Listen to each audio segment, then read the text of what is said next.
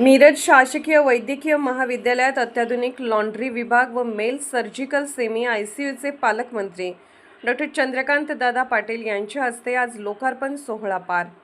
मिरज येथील शासकीय वैद्यकीय महाविद्यालय व रुग्णालय उभारण्यात आलेल्या अत्याधुनिक लॉन्ड्री विभाग तसेच मेल सर्जिकल सेमी आयसीयूचा लोकार्पण सोहळा गुरुवार 16 जुलै 2026 रोजी सकाळी 10 वाजता उच्च व तंत्र शिक्षण संसदीय कार्यमंत्री तथा सांगली जिल्ह्याचे पालकमंत्री चंद्रकांत दादा पाटील यांच्या शुभ हस्ते लोकार्पण सोहळा पार पडला।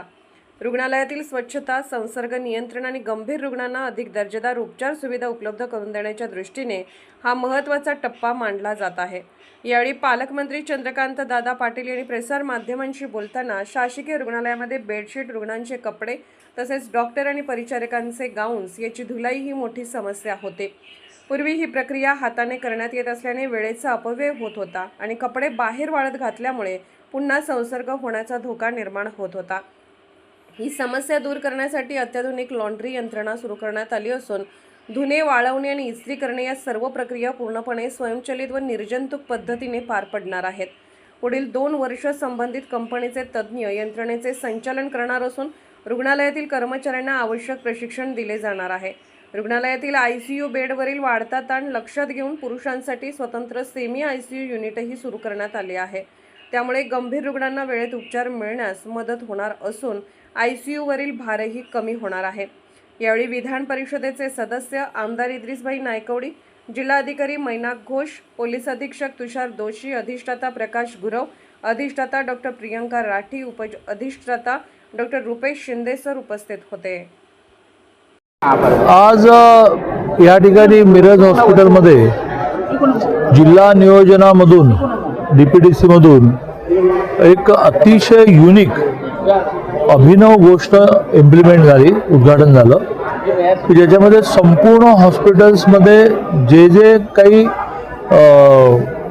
धुलाई करावी लागते कपड्यांची, मग त्याच्यामध्ये बेडशीट्स आहेत, पेशंटला द्यावे लागणारे कपडे आहेत, डॉक्टर आणि नर्सेसचे वेगळ्या प्रकारचे गाऊन्स आहेत, या सगळ्याला 2 जणांची एक टीम फिजिकली धुवायची, फिजिकली वाळत घालायची, फिजिकली इस्त्री करायची।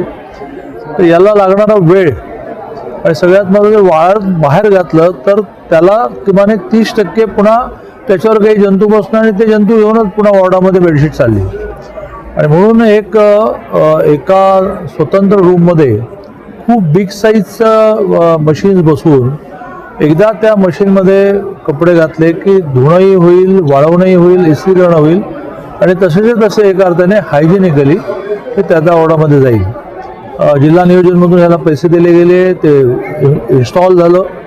2 वर्षासाठी ह्या कंपनीची माणसंच तिथे काम करणार, जेणेकरून नवीन येणाऱ्यांना प्रशिक्षणही मिळेल।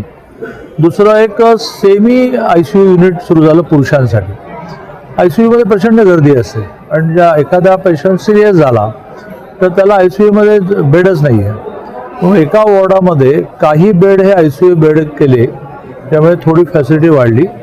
आणि तिसरं महत्त्वाचं म्हणजे पोलीस डिपार्टमेंट आणि रुग्णालयाचे मेडिकल स्टुडंट अशाने मिळून नशेच्या विरोधी नशाबंदी म्हणून खूप मोठं अभियान चालवायचं ठरवलेलं आहे। मानसोपचार तज्ज्ञ हॉस्पिटलचे त्याच्यामध्ये पोलिसांच्या टीममध्ये काम करणार, प्रामुख्याने पथनाट्याच्या माध्यमातून मोठ्या प्रमाणावर मेडिकल कॉलेजचे विद्यार्थी प्रबोधन करणार आहेत आणि पोलीस डिपार्टमेंट आणि हॉस्पिटल मिळून अशा ड्रग्सच्या विळख्यात सापडलेल्यांचं काउन्सिलिंग करणं असंही काम करणार आहे। ऑलरेडी अशा पेशंटवर ट्रीटमेंट देणारं युनिट गेल्या वर्षीच आपण सुरू केलं आहे।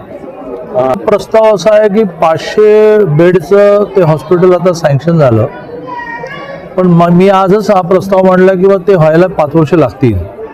तोपर्यंत काय पेशंटना तुम्ही विदाऊट सुविधा ठेवणार आहात का? त्यामुळे जसं नियोजनमधून तुम्ही मिरज मेडिकलला पैसे घेता तसं तुम्ही सांगलीलाही घेतले पाहिजेत। यावर्षीच्या फंड्स अलॉटमेंटमध्ये तिथल्या रिक्वायरमेंट पण पाहू, तिथल्या मॅनेजमेंटमध्येही थोडासा लक्ष द्यायला पाहिजे असं काही ना काही घटनांमुळे वाटत असतं।